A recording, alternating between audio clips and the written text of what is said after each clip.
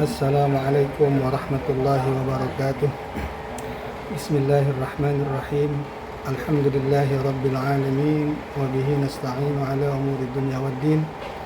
Wassalatu wassalamu ala asyrafil anbiya'i wal mursalin sayyidina wa maulana wa habibina wa qurrati a'yunina Muhammadin wa ala alihi wa ashabihi ajma'in, amma ba'du.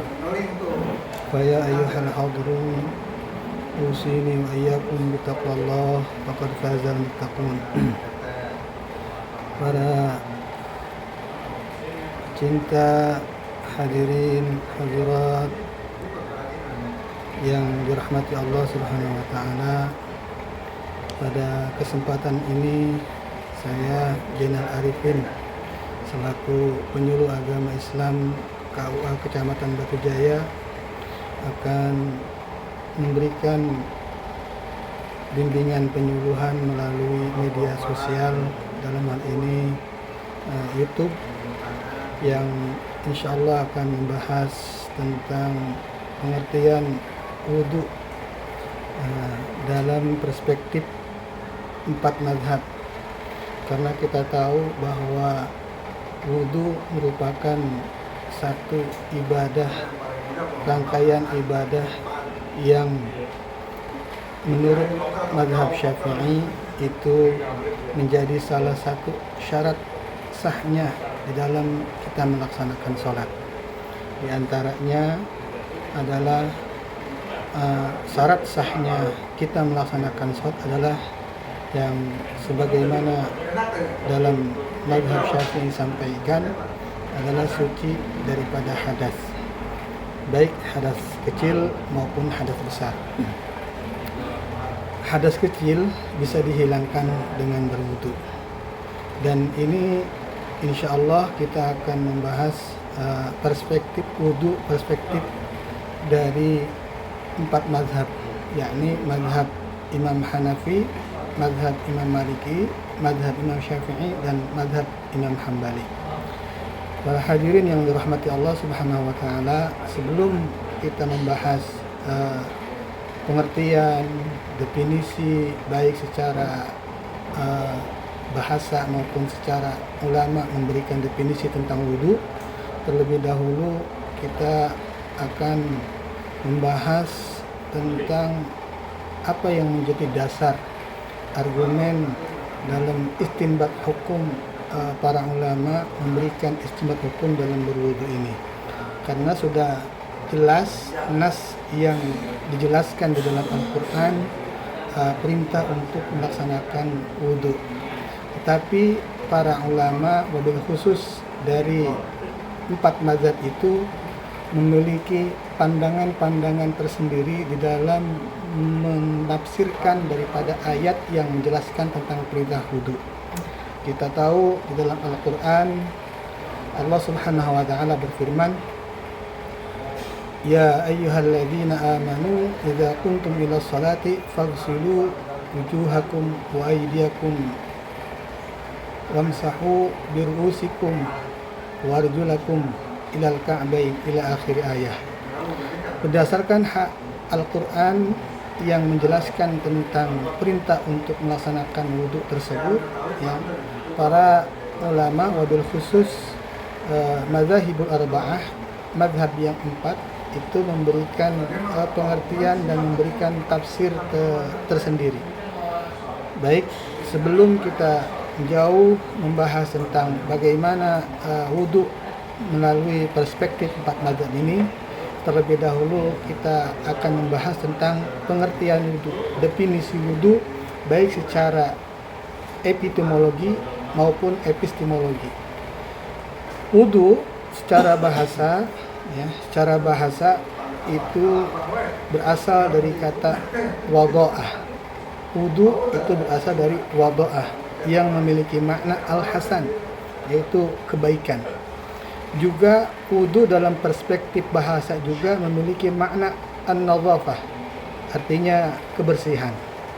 Ya, makanya wudhu itu dengan kalau berwudhu diambil dari kata wudhu artinya didomahkan wawunya, itu memiliki dua makna. Tadi maknanya hasan, dan yang kedua makna nadhafah.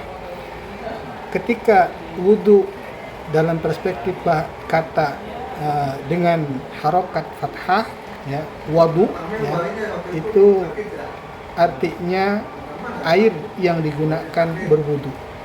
Ini indahnya bahasa Arab. Jadi antara wudu dengan harokat dhammah di huruf wawunya dan wadu harokat fathah di huruf wawunya itu memiliki makna yang berbeda. Imam Ibnu Maudud Al-Mausuli Al-Hanafi, ya, salah satu ulama yang bermadhab Hanafi, mendefinisikan wudu itu sebagaimana yang dimaksud adalah al-ghuslu wal maslu ala a'dha'in makhsusah, yaitu membasuh dan menyapu pada anggota badan tertentu. Ini menurut perspektif dari ulama madhab Hanafi. Adapun ulama madhab Maliki, yakni al-Imam Ad-Dirdir Al-Maliki, ya, beliau mendefinisikan wudu sebagaimana berikut, yaitu taharatun ma'iyatun tata'allaqu bi a'dha'in makhsusatin wa hiya al-a'dha'ul arba'ah ala wajhin makhsusin, yang artinya bersuci dengan menggunakan air yang mencakup pada anggota badan tertentu, yakni 4 anggota badan dengan cara tertentu. Kemudian dalam perspektif mazhab Syafi'i, ulama Syafi'i diantaranya Al-Khatib Asy-Syarbini, Imam Al-Khatib Asy-Syarbini mendefinisikan wudu adalah af'alun makhsusatun muftatahatun bin niyyah au huwa isti'malul ma'i fi a'dha'in makhsusatin muftatahan bin niyyah, yaitu segala perbuatan, ya, segala pekerjaan atau beberapa perbuatan tertentu yang dimulai dari niat, ya, dengan niat, yakni menggunakan air pada anggota badan tertentu dimulai dengan niat. Kemudian mazhab Hambali, para ulama juga diantaranya, ya, para ulama mazhab Hambali diantaranya Imam Mansur bin Yunus Al-Buhuti, beliau mendefinisikan wudu adalah isti'malu ma'in tahurin fil a'dha'il arba'ah wa hiya al-wajhu wal yadanu wal ra'su wal rajulani ala sifatin makhsusatin fi syar'i bi an ya'tiya biha murattabatan mutawaliyatan ma'a baqil furu', yang artinya menggunakan air yang suci pada keempat anggota tubuh, yakni wajah, kedua tangan, kepala, dan kedua kaki, dengan tata cara tertentu sesuai dengan syariah yang dilakukan secara berurutan bersama-sama dengan fardu-fardu wudu lainnya. Hadirin yang dirahmati Allah Subhanahu wa taala, para pemirsa, para muhibbin, para muslimin muslimat rahimakumullah, dari keempat definisi yang kami ambil dari perspektif 4 mazhab tersebut, setidaknya kita mendapatkan garis besar, ada titik tumpu dan titik temu, yaitu bahwa wudu merupakan ibadah ritual untuk mensucikan diri dari hadas kecil dengan menggunakan media air atas beberapa anggota tubuh. Ini yang menjadi benang utama dari pengertian definisi wudu ditinjau dari 4 mazhab tadi. Ya, yang jelas artinya secara garis besar dari keempat mazhab itu tidak ada perbedaan di dalam mendefinisikan apa yang dimaksud dengan berwudu tersebut. Nah, baik. Kemudian dalam wudu, ya, dalam para ulama wabil khusus madzhabul arba'ah, 4 mazhab itu memberikan kriteria bahwa hukum istinbat, ya, mengistinbatkan hukum berwudu itu diantaranya ada 2, yaitu wudu yang dihukumi dengan wajib dan ada wudu yang dihukumi dengan sunnah. Ya. Tetapi ada beberapa hal yang disepakati para ulama tentang wudu yang wajib, sebagaimana pula yang diperselisihkan antara hukum wajib dan sunnah. Baik, kita akan lanjut kepada hukum wudu itu wajib.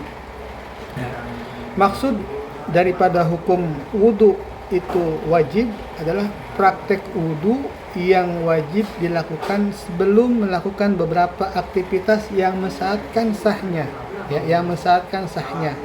Ya, artinya seperti halnya sholat, kemudian diantaranya lagi melakukan sujud tilawah, kemudian lagi ketika kita hendak mau tawaf, ya, itu diantaranya ya ketika kita mau melaksanakan sholat, karena wudu merupakan bagian yang tak terpisahkan daripada rangkaian ibadah sholat, maka otomatis wudu itu adalah salah satu ibadah yang wajib yang harus kita lakukan sebelum kita melaksanakan sholat.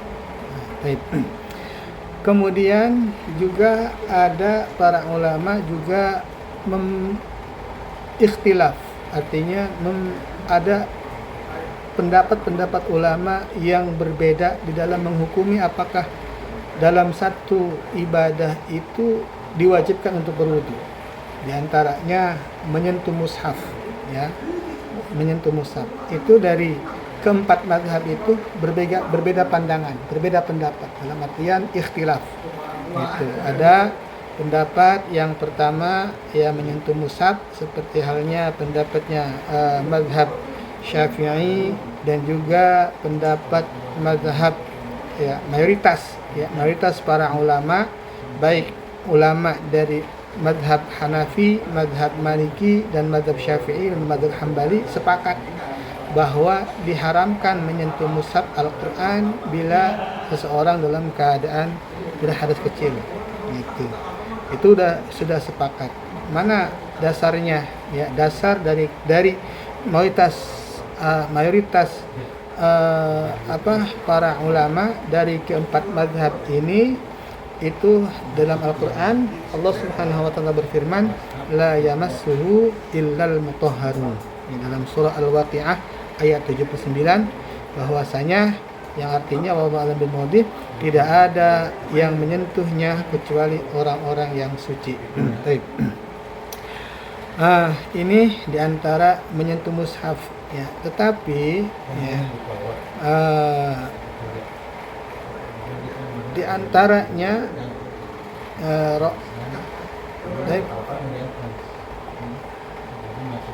tetapi dari menyentuh mushaf ini ada para ulama dari keempat mazhab ini itu memiliki berbeda pendapat ya, meskipun kita tahu tadi bahwasanya mayoritas dari keempat mazhab ini memberikan perspektif yang sama, artinya dalam berwudu, dalam ketika menyentuh mushaf maka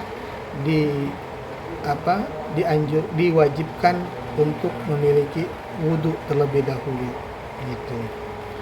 Ya, itu diantaranya. Tapi secara perspektif pandangan dari ulama keempat mazhab di situ ada perbedaan, ada ikhtilaf. Ya. Cuma yang dijelaskan di sini adalah secara garis besarnya saja. Gitu. Kemudian, wudu yang disepakati sunnah, hukum sunnah. Apa itu? Di antaranya memperbarui wudu, ya, mengulang wudu untuk setiap sholat.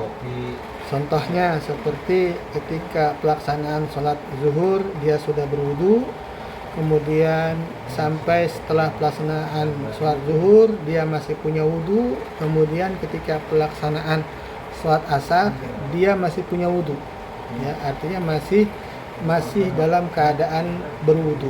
Tetapi ketika menjelang pelaksanaan sholat asar dia wudu kembali, itu namanya tajdidul wudu. Artinya memperbaharui wudu. Nah, hukum memperbaharui wudu, tajdidul wudu itu hukumnya sunnah. Gitu. Ya, hukumnya sunnah.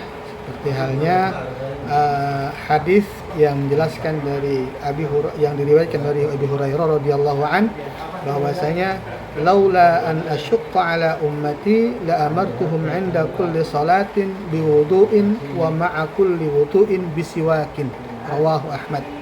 Dari sahabat Abi Hurairah radhiyallahu an, Rasulullah sallallahu alaihi wasallam bersabda, seandainya tidak memberatkan umatku, pastilah aku akan perintahkan untuk berwudu dan pada tiap mau sholat dan wudu dengan bersiwak. Hadis riwayat Ahmad. Hadirin yang dirahmati Allah Subhanahu wa taala, mungkin ya nanti akan kita lanjutkan kembali tentang penjelasan atau bimbingan penyuluhan ya tentang berwudu dari perspektif 4 mazhab tersebut. Kurang lebihnya mohon maaf ya, apabila ada kata-kata yang salah itu semata-mata kedaifan al-faqir, dan apabila ada kata-kata yang benar itu semata-mata datangnya dari Allah Subhanahu wa taala. Sekian, wal afa minkum wallahu al-muwaffiq ila aqwamit thariq. Wassalamualaikum warahmatullahi wabarakatuh.